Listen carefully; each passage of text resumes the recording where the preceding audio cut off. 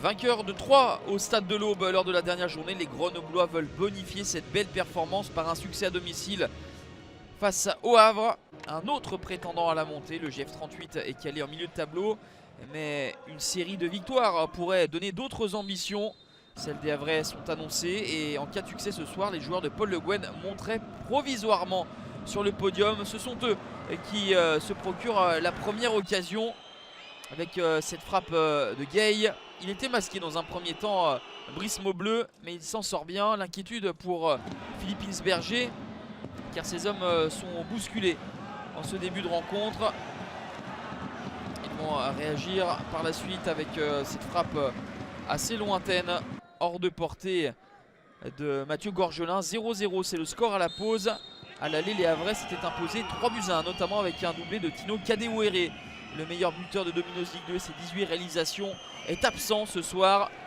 Et il faut s'en remettre à Jamal Kiaré à la 53e pour ouvrir le score. 6e réalisation du Sénégalais. La satisfaction pour Paul Le Guen.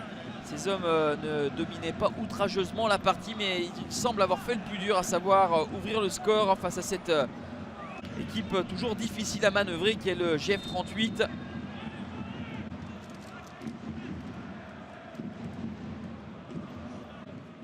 Kadewere blessé à la cuisse.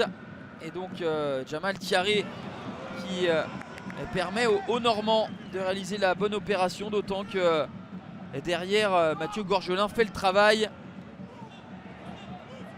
Une opportunité encore une fois pour les Grenoblois avec cette frappe en pivot de JT qui va s'envoler. Et on revoit la belle intervention de l'ancien gardien lyonnais Mathieu Gorgelin qui s'est bien couché le long de son poteau.